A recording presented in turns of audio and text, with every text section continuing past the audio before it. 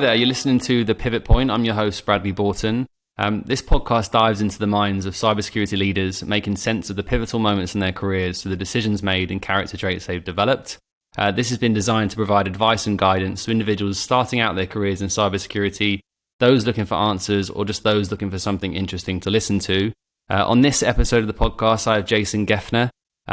Jason has an extensive history in application security, malware analysis, threat intelligence, security automation, and really everything in between. He has experience including companies from Microsoft, CrowdStrike, EA, and Google, and now the head of product security at Aurora, who are paving the way for autonomous driving.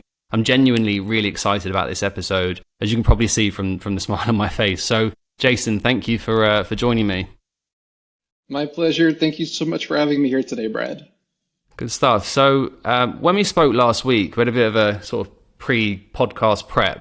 You mentioned to me two things which stood out. The first being your passion when you were a 13-year-old, where you first found that in reverse engineering.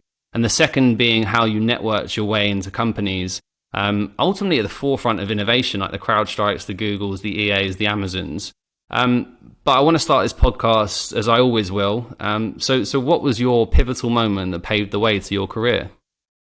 Yeah, definitely. So I think it really started when I was 13 years old. I had downloaded off of the web, or at least what was the web at the time, a program for making your own animated videos or animated clips.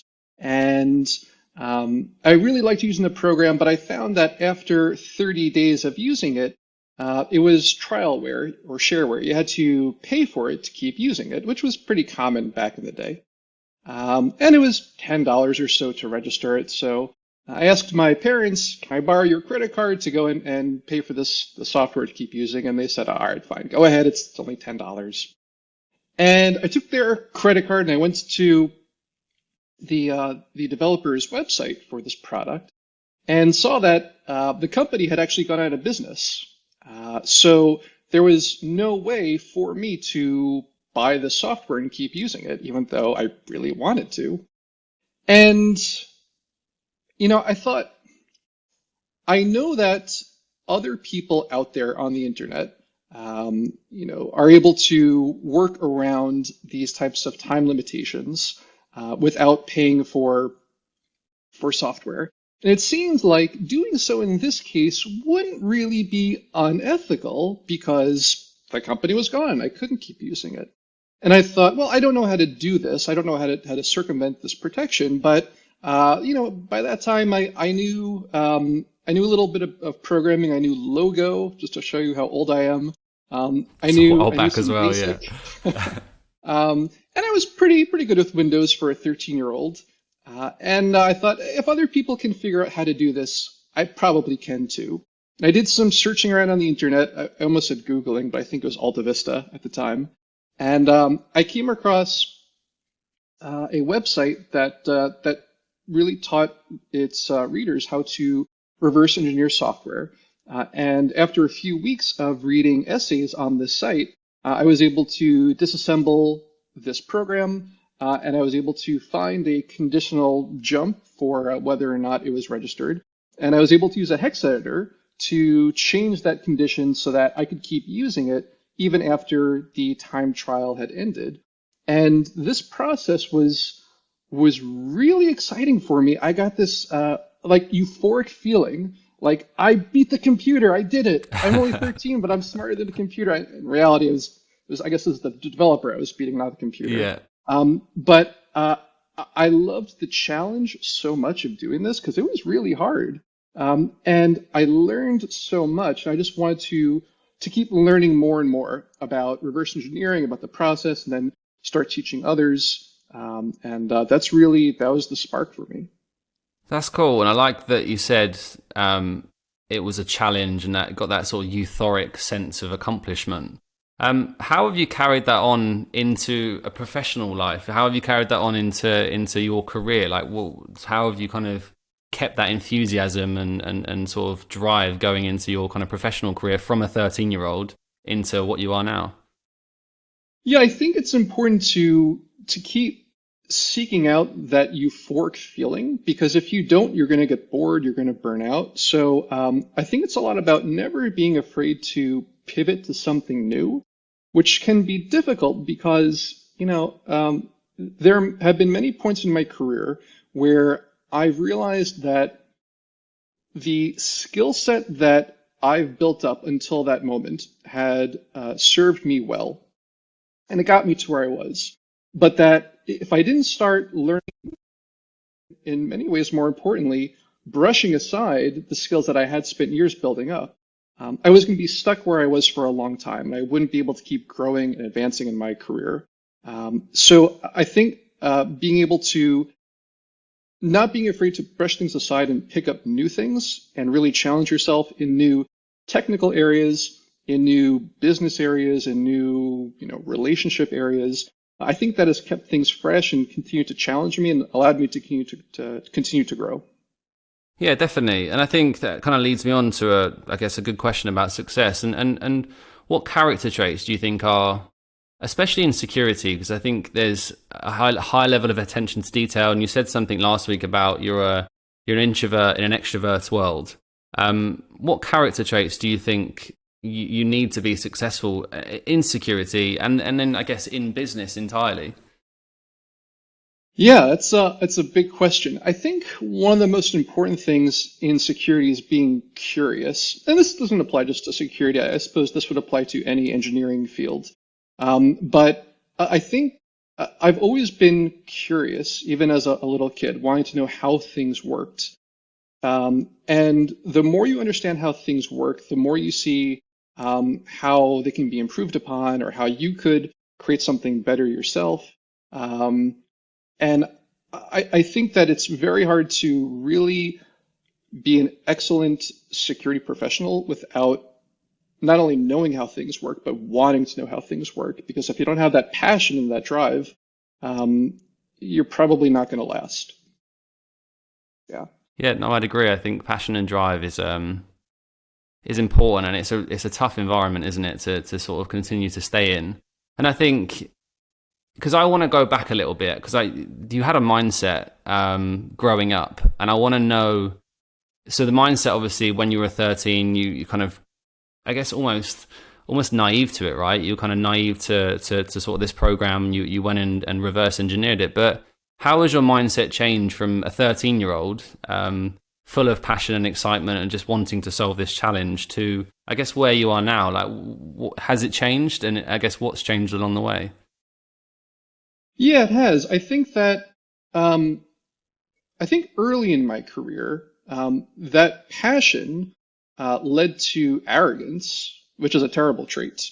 But I remember my first job out of college, I was at Microsoft, and I went in thinking, I've been doing reverse engineering in my free time for the past 10 years. I bet that I know more about reverse engineering and low-level computer security topics than anyone at this company, which of course wasn't true.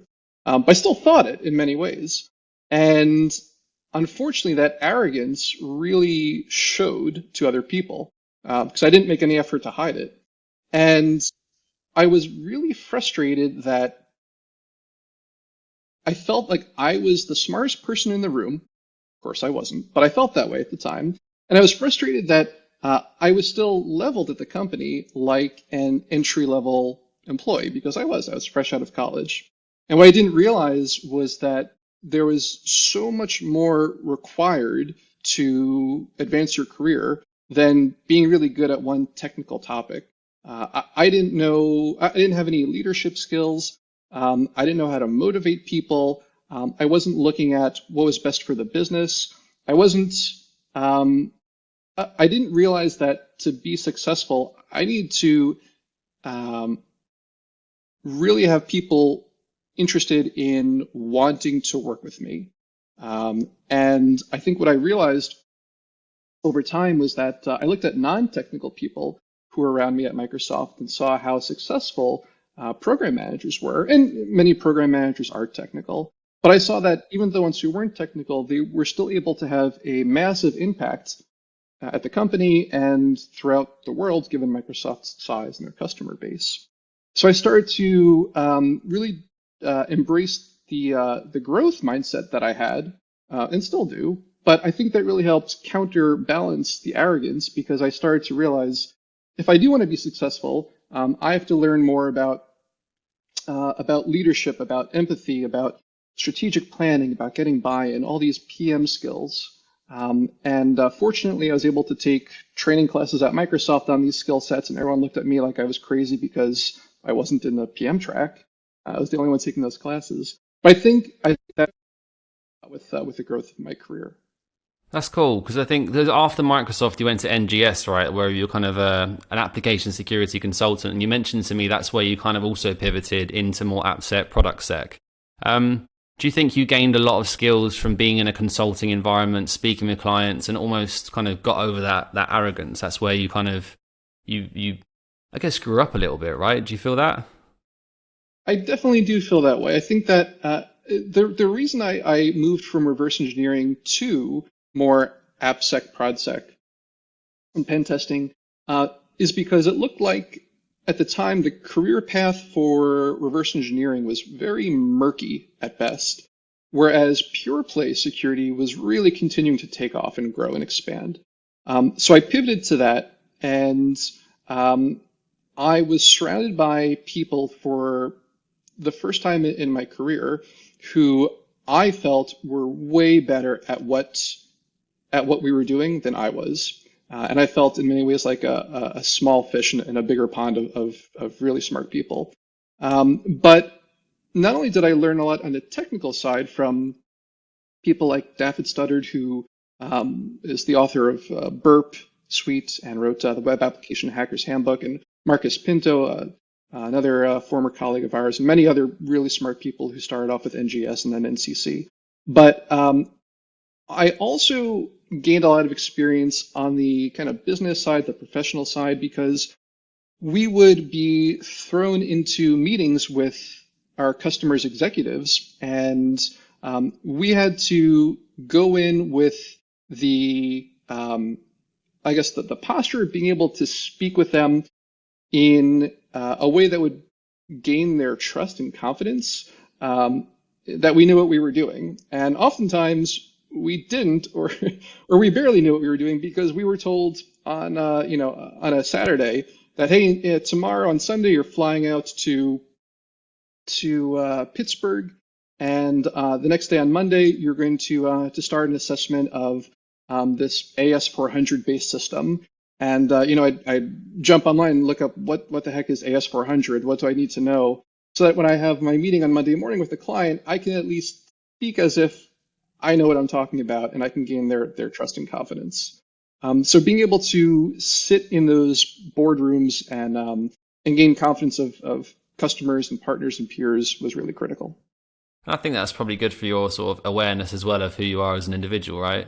And probably where you overcame that arrogant sort of streak from sort of feeling hot and out of college and ready in Microsoft, and you're the sort of top of this world, and then you kind of went into this consulting environment where you weren't the biggest fish in the pond, and you sort of kind of, that it sounds like kind of you got a bit more self-awareness in that situation. But so when was your first leadership role? When was the first role where you were, I guess you were almost a custodian to kind of helping people nurture their careers? At what point were you in a leadership position? Yeah, probably when I was at NGS, which again was acquired by NCC after I joined. But I joined as a principal after several years at Microsoft, and after some time at NGS, I was leading engagements and had more junior people on engagements with me, and really helped mentor them. Took the lead for engagements, took the lead for managing our accounts. So I think that's when I started working more in the leadership area, and that kind of went up and down in peaks and valleys throughout my career as I kind of bounced back and forth between leadership roles and non-leadership roles. But I'd say it probably started in the consulting space. That's cool, because I want to touch on that in a minute on leadership and how that's changed, because it's when was that? Sort of back in sort of early 2000s, right? That was NGS or 2007 time. It was, yes. Yeah, so in what 14 years, there's so much has changed, and the generation that's coming through into security has changed as well. And we'll get on that in a minute. But I think what the one thing I did really want to understand here and learn was how, because you said to me the only place you sent your resume was Google, and you've managed to network your way into companies like EA's, the CrowdStrikes, the where you're at now in Aurora, who are like crushing it in the autonomous driving space. So. I guess what have you learned, or how can you teach someone, or what advice can you offer someone to network your way into these great companies? Yeah. So before I answer that, let me just be clear. I think that having a strong network allows you to find opportunities that you might not otherwise find, and it might even allow you to get interviews that you wouldn't ordinarily get from just submitting your resume. But who you know only goes so far. When it comes to actually being interviewed, what you know matters. So I don't want our listeners to think that it's all about who you know and you get whatever job you want just based on networking. So that would be nice, okay, with that aside, it would. Well, as a hiring manager now, it probably wouldn't, but for some cases it would. So your question was. How have I used networking to really help me throughout my career? I think it's a combination of things. One is really being sure to leverage social networking that's available and building connections through there based on or as a result of people you've met in real life. So anytime I had worked with someone closely or even met someone through my work who I thought could be useful to know them in the future, I'd always be sure to connect with them on LinkedIn, and back many years ago on Facebook as well, back when it was more common to do that with it's a little bit odd now, isn't it, to connect with a hiring manager on Facebook? It's a little bit sort of too personal. It's definitely different from how it was. Yeah. But that was one thing I always did. And in fact, whenever I was getting ready to leave a company, a week or so before my last day, I would always go through and really just find all the influential people at the company and make sure I was connected to them on LinkedIn. So if you're watching me on LinkedIn and ever see that I recently added 100 new connections, it probably means that I'm leaving the company soon, which thankfully is not the case right now.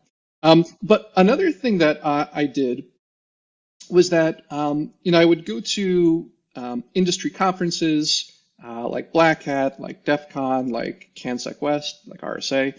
I would go to industry dinners locally in whatever city I was in at the time. And I would always bring with me business cards and hand them out. And I mean, even 10, 15 years ago, people looked at me like I was crazy when I gave them a business card. They're like, Jason, what decade is this? Why are you dealing with paper and handing me a business card? And the reason is, it was so that hopefully they'd hand me theirs and I could then look them up on LinkedIn and connect to them. Or if they didn't hand me a business card, because people just don't carry them usually, they might connect with me, reach out to me on LinkedIn and make that connection. So I never knew what people I met could come in handy down the road for future opportunities. But it never hurts to build those connections anyway, even if they're just over LinkedIn. It was one more person I could reach out to in the future if I was interested in pursuing an opportunity at their company. It always helped. That's cool. And I wanted to talking of leadership, and we're sort of on this point, because I think process is important, right? And I think and also routine as well. The routine and process that you follow in, not just in work, but also sort of morning routine is important because it sets you up for the day and also sets you up for a productive day as well. As I'm sure we probably all know working in this setting. But I guess, do you have any non-negotiables or things that you always do? Every company you go to, this is sort of the kind of the Jason Geffner scheme, so to speak, or the Jason Geffner sort of route to success. Do you have something like that you kind of bring on board to companies with? Yeah, I think setting expectations is always important. So I think this taps into the routine part of the question too. I think in our industry, it can be very easy to burn out by working crazy hours, driving yourself mad trying to solve problems late into the night or on weekends. So setting expectations with my management and my employees that, I'm going to work my butt off from 9 to 5, Monday through Friday, but my evenings and weekends are for my family. And of course, I'll make myself available in case an emergency comes up. But hopefully, if I've done everything right during the normal workday and setting up processes correctly, those are pretty rare. And I also make clear to my employees that, hey, I don't expect you to work more than 40 hours a week. If you are, something terribly wrong is going on. I should know about it. But I hold them accountable to having a good work-life balance, and I ask them to do the same with me. I think another thing that is, I guess you could say, a non-negotiable for me is making, again, this goes back to setting expectations, making sure that my management and my partners throughout the company understand that we're never going to truly achieve 100% security. I'm never going to promise that anything that my team works on will be 100% secure. And I think that professionals in this industry, executives who've been doing this for a long time, understand that. But I would never want someone to be under the impression that I'm going to deliver somehow magical perfection to them in this industry. And I also want to make sure that my employees know that I don't expect that of them either. You could spend 2 months doing a security assessment of something and finding a bunch of vulnerabilities, but you're still going to miss some, and that's okay. That's part of the job. Yeah. Have you experienced burnout? Have you been there? I have. Once and a half. So the first time was at Microsoft on their antivirus team, and I was hitting my head against the wall. I wasn't quite clear at the time. This was very early in my career. Why I was not advancing more quickly in my career, and I thought maybe if I just work harder at the technical side, things will go better. And it turned out that was completely the wrong way to go about it. And that it was more the soft skills that I needed to grow and improve upon. But I just kept going at the hard skills, and I totally burned myself out and needed some time to regroup and recover from that. And thankfully, I had a really good manager, though. That's good. Oh, go ahead. I was just going to say, because obviously you said 1.5, but how did you overcome it? And it sounds like the manager was probably instrumental in that sort of process, getting back into like a level-headed situation again. Yeah. One of the things that I did at Microsoft was I picked up a mentor who's he and I have actually kind of crisscrossed in our careers over the past 15 years. He was at Microsoft before I was. I went to Google, then he went to Google. He's at Apple now. Really incredible guy named Jason Garms. But having someone who I really respected at Microsoft and being able to talk with him and understand not only how he viewed things, but how I guess management in general views things, really helped open my eyes and encourage me to approach problems in new ways. So I think if you are struggling, and even if you're not struggling, even if you're doing great, get yourself a mentor. It can really be an incredible help. And be honest and open with your manager. And if you're struggling, make sure that they know. Chances are they already do know, but hearing it from you and making sure that you recognize it is really important as well. And they can certainly work with you to help you where you need help. Yeah, and then you said what was the other one? Yeah, the other half. So my previous role before Aurora was at Amazon. I was head of application and architecture security for Whole Foods. And I guess it wasn't a burnout due to overwork or the technical challenges. I think it was a burnout due to just a severe incompatibility with Amazon's culture. So I don't want to go and bash Amazon too badly. They're clearly very, very successful as a company, but yeah, it was not a good culture fit. Because at So that point, you was on the cusp of, from what I remember, you was talking about retirement, weren't you? You were sort of like, do I kind of retire, consult, do something different, or you were kind of going back into security, and obviously that's when you went to Amazon, to Whole Foods, because that was, I remember when it popped up on LinkedIn, and I was like, oh, this is interesting. Jason's gone to Whole Foods now. So I guess, how did you make that decision? How did that come about, to kind of go back into security and not kind of just take the life of just putting your feet up and, reverse engineering programs? yeah. So I was very fortunate to be employee number 20 at CrowdStrike.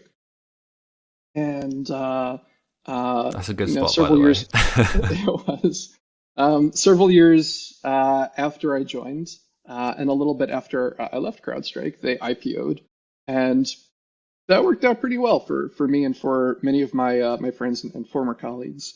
And at the time, I decided to take a mini retirement. I think I said I was telling people I was semi-retired at the time. So I wasn't in any rush to find something new. I really enjoyed the work I was doing at Electronic Arts, which is where I was at the time when the IPO happened. Loved my manager and my manager's manager, loved the team that I had built up under me. But felt like, yeah, let me go on a little vacation for a few months and then kind of think about what I want to do next, if anything.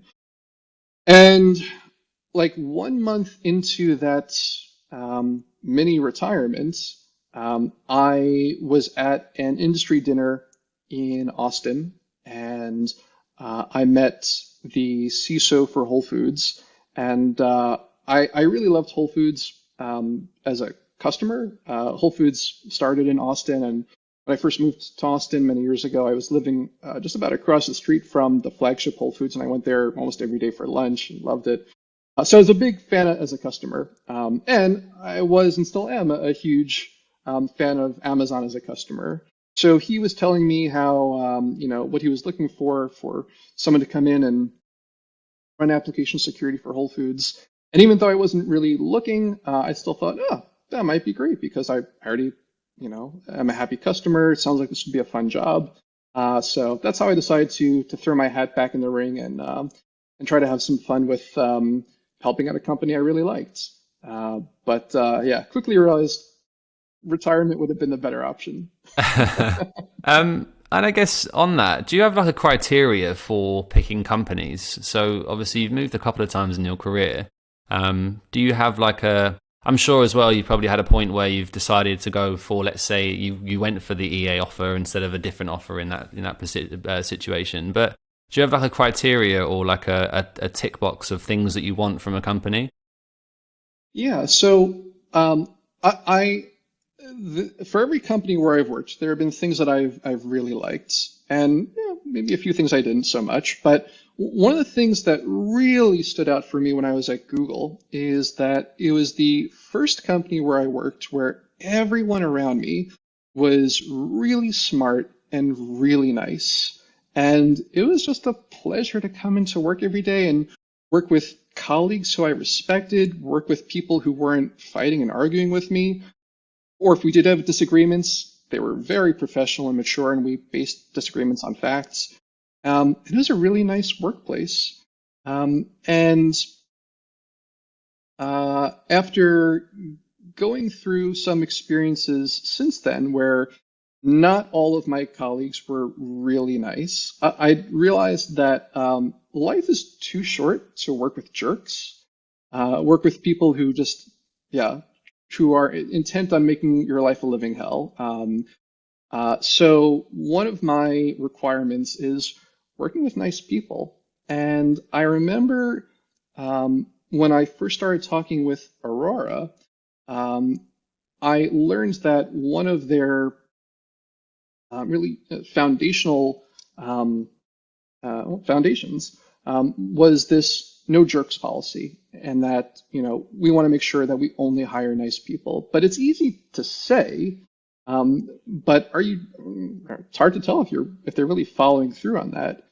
And I remember I was fortunate that I was interviewing early enough with Aurora that I was interviewed by Aurora's CEO, Chris Urmson, and I had a 30-minute call with him and over Zoom, and he just oozed with kindness, and it was super clear to me that they really do follow what they say, and when the executives are just incredibly kind, I think it trickles down.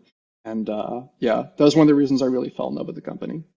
Yeah, it's so important, and I think nowadays, now things like burnout are being realized. Mental health's become a big thing, isn't it? Now, this part, I say a big thing.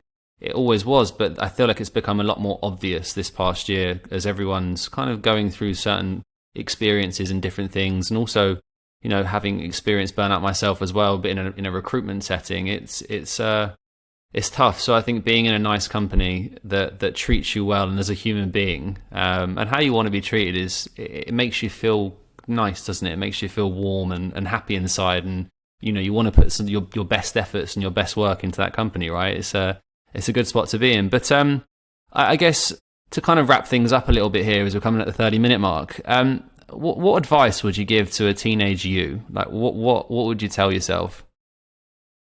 I would say, going back to where we started this discussion, don't be afraid to pivot. I think back when I first started out my career, and if I had really maintained the track that I was on, only focusing on x86 low-level Windows reverse engineering, and never moving to application security or product security, or never moving from thick client application security and product security, never moving from there to web application security, I think I would have been stuck somewhere where it would have been hard to continue to advance my career. And the truth is that while the basics, the basic foundations in the security space really don't change that much, you have confidentiality, integrity, availability, you have attack surface, you have threat modeling. Those things really aren't changing, but the underlying kind of technologies do constantly evolve. And if you get too stuck up on the fact that, hey, I already invested 5 years in becoming an expert in GCP, so I'm not going to bother learning AWS now, well, the joke's on you, because you're really only hurting yourself. So don't be afraid to brush past skill sets aside and replace them with new ones. Ideally, you can append to them instead of replace them. But that, and the importance of networking. There were guys at Microsoft who I played board games with over the weekend, and now they're directors at Fortune 50 companies. And I didn't know at the time that that's where they would be, but the fact that, hey, I befriended them then and connected with them now, and can reach out to them if I ever need to, it's incredible. So not just meeting the right people, but staying connected to really everyone you meet. You never know when that's going to be useful to you. So maintain those relationships as best you can. I like that, and I think that's a good way to wrap things up. Just sort of continue pivoting your career, continue developing, be aware as well, as you've sort of made quite obvious throughout your career. I think you've given me a lot of useful insight. I really do. And I think I've really enjoyed this conversation. So thank you for joining me on the show, and looking forward to putting this out to the world. Thanks, Brad. It's been a pleasure. Appreciate it. Cheers, Jason.